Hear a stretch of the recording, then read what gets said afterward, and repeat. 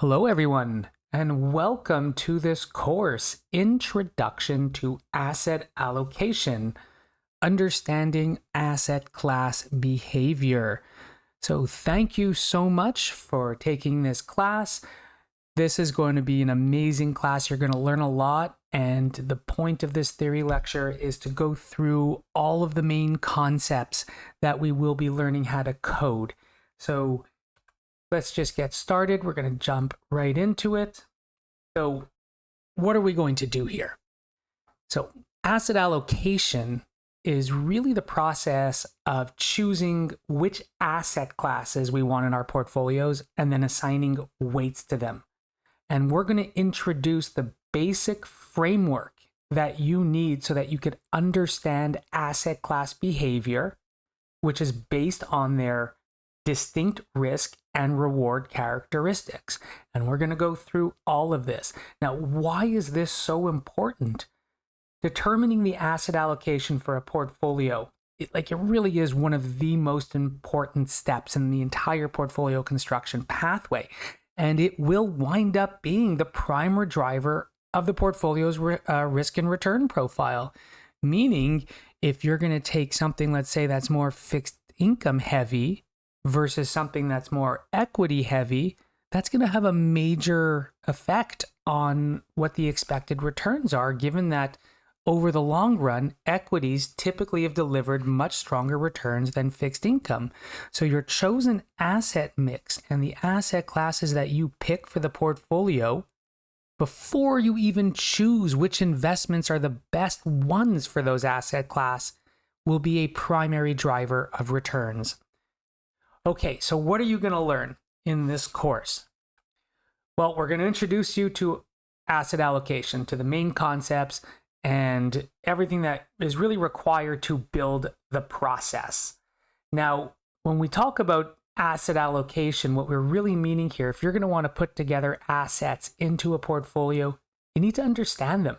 You need to understand how they are going to behave, meaning usually risk and return, and how they can be expected to perform during different environments. You need to have a great understanding for the expectations of their performance and how they're going to work together when they are put together, like the pieces of a jigsaw puzzle. And one of the major ways that we have to look at this is go through different risk measures and the return profiles for the asset classes. This is the basic starting point for all analysis when it comes down to asset allocation. But it's not just necessarily looking at the risk, the one risk measure or standard deviation. We need to understand different downside risk measures and what can happen in worst case scenarios, or when we do lose money with these asset classes. We need to get a good handle on the extent, because that's going to have a major influence on which ones you choose for your portfolio. If you're trying to build a conservative portfolio, then you cannot use asset classes or only asset classes that have potentially very high downside risk. And then we're going to teach you how to visualize risk, the basic charting methods that we have, that you could visually inspect asset classes and be able to come with some conclusions as to which ones are risky or less risky, which is, of course, relative terminology. And then we're going to start with the basics of modeling the asset class. And I'll explain the importance of why modeling an asset class is so important as you move in closer to building a strategic asset allocation policy, which is normally determined by portfolio optimization. And if you're going to build an optimal strategic asset allocation policy, you need to find a way to model these asset classes to show how they are or could perform in the future. So, but this is the most important part. This is the most important objective. This course isn't about necessarily, robotically, executing code, right? This isn't just about robotically executing code. We want you to understand. We want you to understand the concept and the importance of asset allocation and portfolio management. You need to be able to identify all the asset classes and what are their characteristics. Then you're going to learn how to analyze the risk and return profiles, to think about them, Think critically about the data that you are seeing. And then, of course, apply all of these downside risk measures, everything that we just spoke about before. And then I want you to visualize and interpret the behavior of asset classes using probability distributions. But really, the most important part here, what we really want you to get out of this, is how to build a process. We want to teach you about building this process, asking good questions, and to critically analyze the data. Again, this is not about robotically executing Python code. We want to teach you how to think and how to develop a process. We're going to give you the benefit of all of our experience. I've spent a lot of times helping registered investment advisors build model portfolios. And the first step is asset allocation. And I'm going to give you the benefit of all of the experience that I've amassed over the past 25 years of my career. All right, so we're going to start by just coming back to this portfolio construction workflow.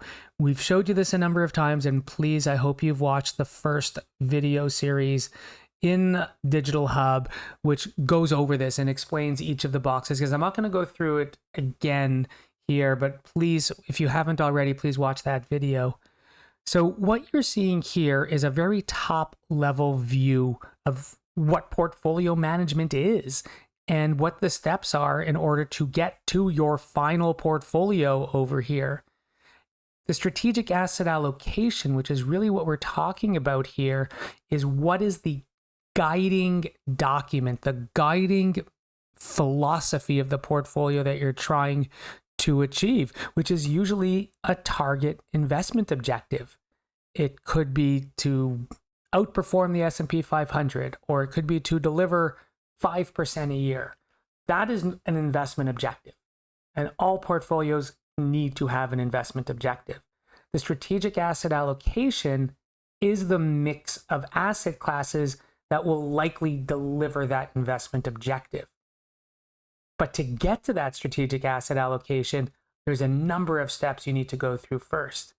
And really, the first step before you could even get to portfolio optimization, because portfolio optimization is about figuring out which combination of assets are the best, able to achieve your investment objective, you need to know which asset classes to put in. And in order to do that, you need to get an understanding of what's out there and how they can behave. And that's what we're going to teach you here. So let's come back to this portfolio matrix, right? So the portfolio matrix is the embodiment of the portfolio methodology. This is what will give you conviction into your process. You formalize the process into this document. Now, if you remember from the first video, the column here on the left are the top level asset classes, which we normally divide into fixed income, equity, or alternatives. And of course, a lot of this is a little subjective, and you could have your own definitions for asset classes. But the point being is you need to have asset classes and clearly define them.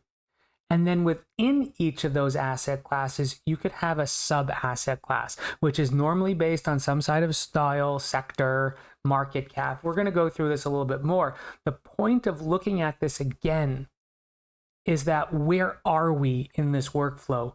Right now, we're trying to figure out the first column on the left and the column next to it on the right here. We're trying to figure out which asset classes should we put into this document, into our portfolio matrix. Now, this portfolio matrix approach, like, why do we do this? Well, first, what you need to understand is, no matter why you are building a portfolio, it could be for yourself, clients, a family member, maybe you're managing a mutual fund, but ultimately you are building a model portfolio. You are building a foundational portfolio that everybody with the same objective can use. And what I mean by everybody with the same objective can use, right? If you think about what a portfolio is, it's really just a container. It's a vehicle that is designed to deliver a target return within a specified risk tolerance. So imagine if you had, two clients or two people that both needed 5% a year. Should they have the same portfolio? And the answer is yes, because 5% is 5%. Why would you give two people with the same objective, different portfolios. If it's the objective that matters and the portfolio is just a vehicle to get there, then creating two designed to do the exact same thing, you're just duplicating work, and they could have very different experiences. And it shouldn't be that way because you want to build something that's scalable and efficient. So I'm sure you've seen some products, multi-asset products from mutual fund companies that called conservative, moderate, aggressive.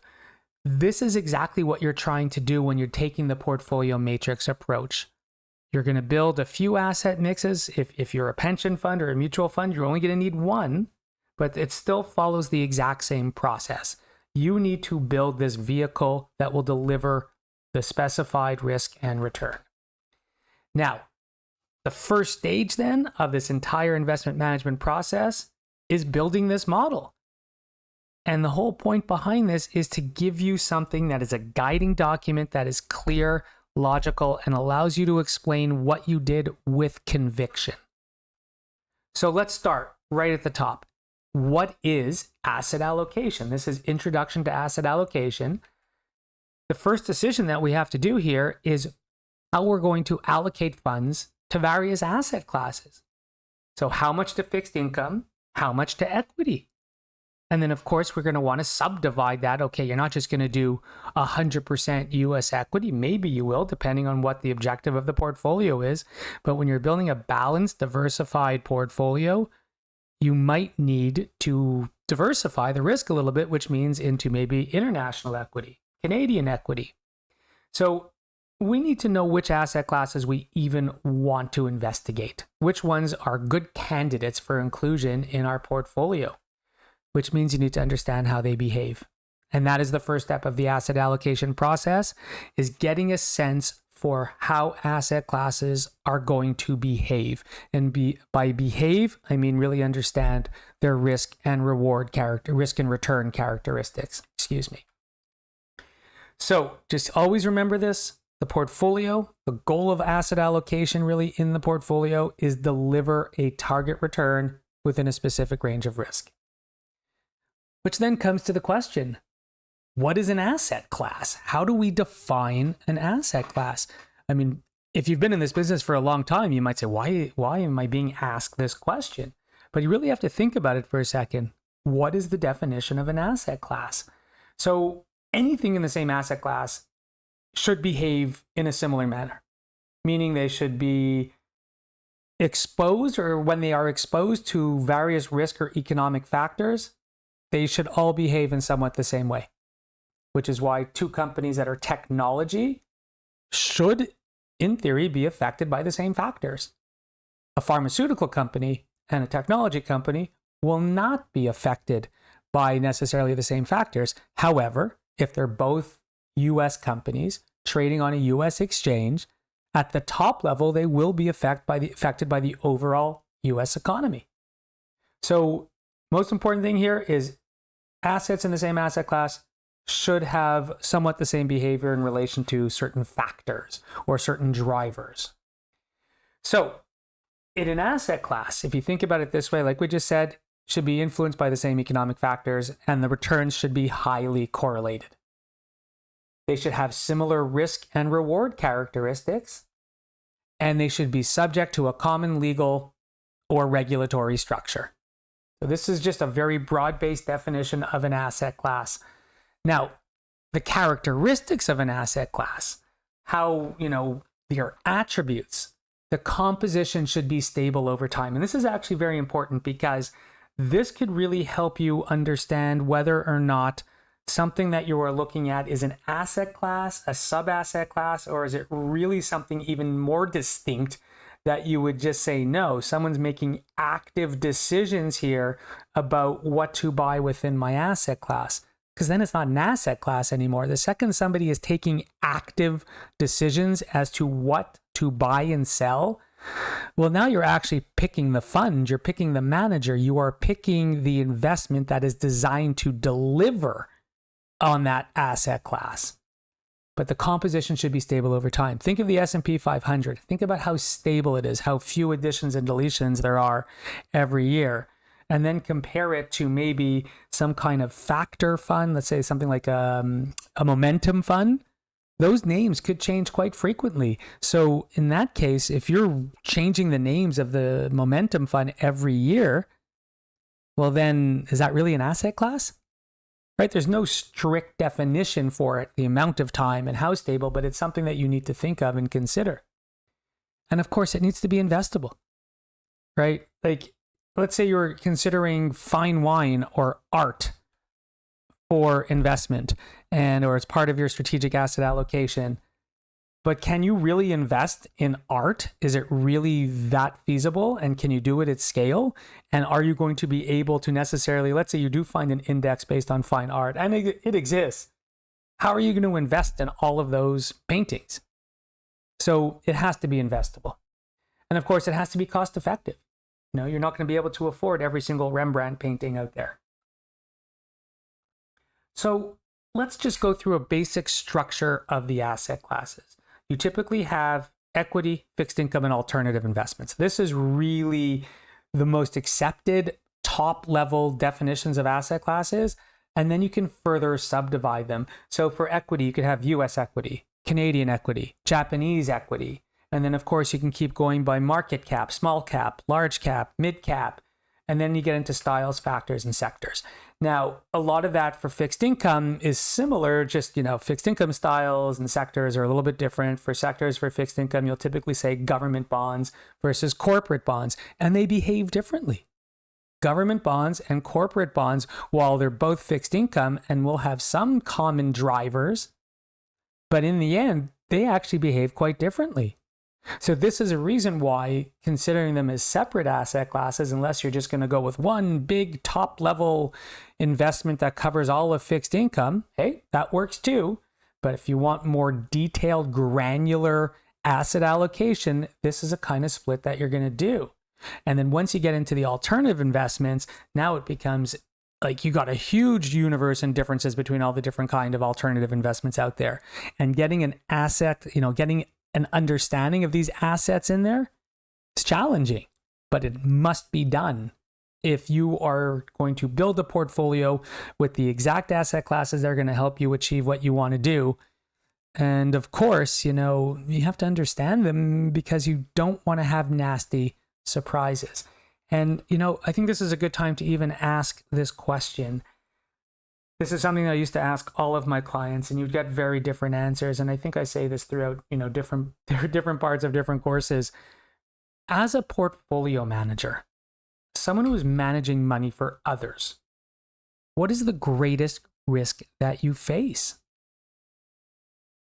You can pause and think about this for a second. The most common answer that I would typically hear is losing money, or, a blow up, or something like that, something you bought just being a total disaster. Yes, those are huge risks. The problem comes from when, it's not the risks that you can't foresee. There are always going to be certain risks that you could never predict. The biggest problem that investors face or portfolio managers face is when you think you understand the behavior of an investment and then the opposite happens. You bought something thinking it was safe, thinking it had a low volatility profile, and the next thing you know, it lost 20% in a year. That's when problems arrive. That's when you can get issues with clients. You can get fired. Clients will fire you, or worse, you can even face a lawsuit. So this is why understanding asset classes to the best of our ability is so important.